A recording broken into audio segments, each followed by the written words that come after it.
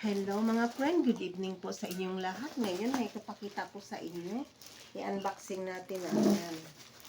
Ayan mga friend. Dalawa po ito. Ano to? Picture ng anak ko yung hindi ko nakapiling mga friend. 4 years na mahigit. Ngayong February 1, mag-5 taon na po. Pero tanggapin ko na lang. Wala pong magawa. Ayan. Tingnan natin kung maganda pagpapagawa. Dalawa ang pinapagawa ko kasi sa Shopee. Kasi para kasi sabi ng anak ko, maganda daw. Try lang namin kung matibay na hindi siya. Kasi yung picture niya doon sa niya, libingan. Na po siya mga premium frame. Nasira na po. Pati yung picture sira na po. Kasi nababasa sa ulan. Kaya ayan, binuksan ko na mga friend, Ayan, kita na yung mukha niya.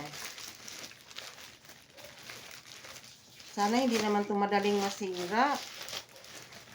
Dalawang pinapagawa ko. Ayan mga friend, yung anak ko. Hindi ko na siya kapiling mga friend. Nakakamiss na.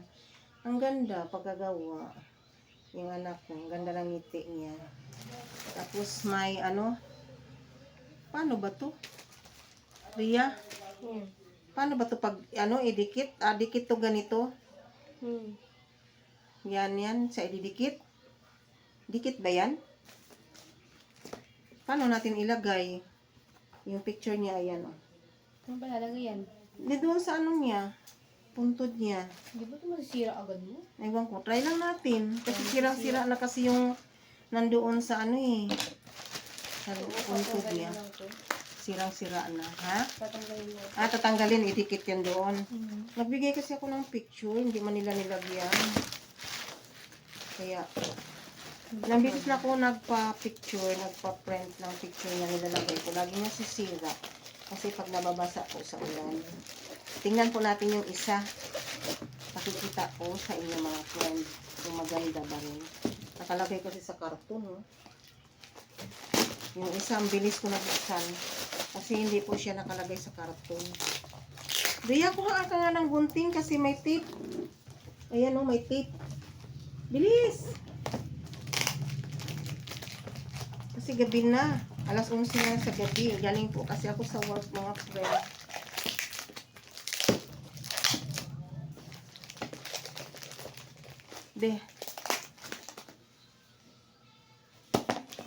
May tape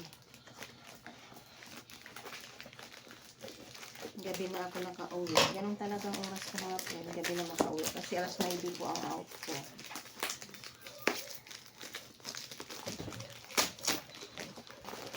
Ang pasok ko 10 to 9. Tiis lang mga friend. Kasi kailangan. Dahil meron po akong nag-aaral.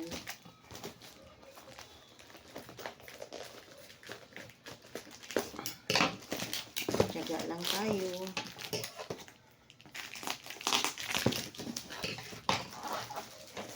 Maraming tape. Ang hirap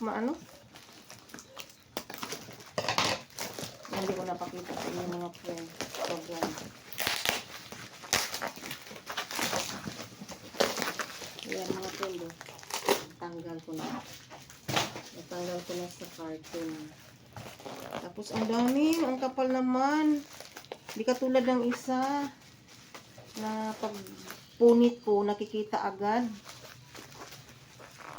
Kapal naman ito.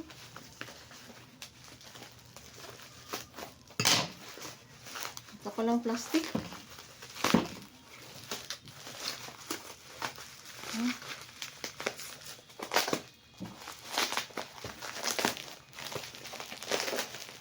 Tingnan natin kung ano din hitsura nitong isa.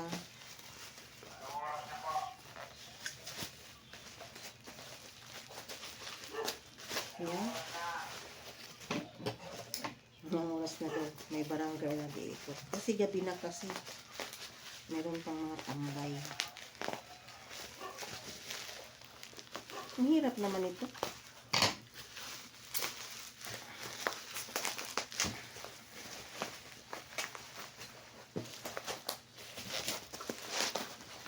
Yan mga friend. Nabuksan ko na. Ayan. Ayan, ibang picture lang. ang pinapagawa namin. Ayan yung anak ko, mga friend.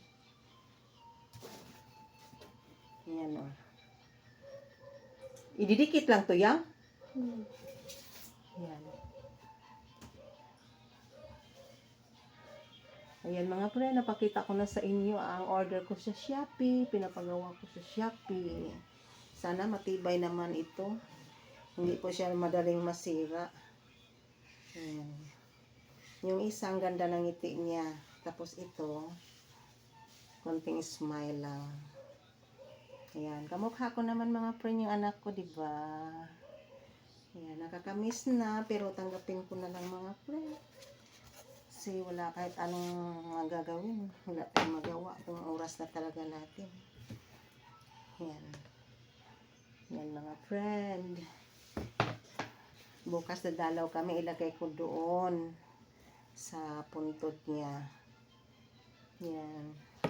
Mega love shout out po sa lahat-lahat ng viewers ko. Maraming salamat po sa lahat-lahat ng support niyo sa aking channel. Nag-umpisa po ako nag-YT simulang nawala yung anak ko.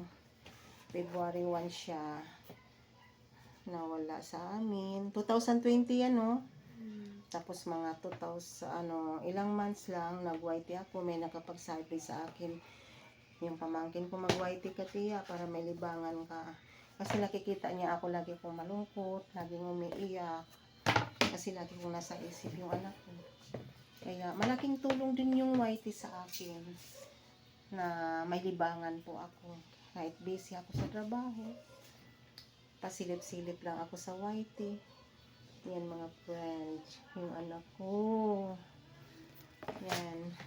Mega love shout out po sa lahat-lahat ng viewers ko. Maraming salamat sa support niyo sa aking channel.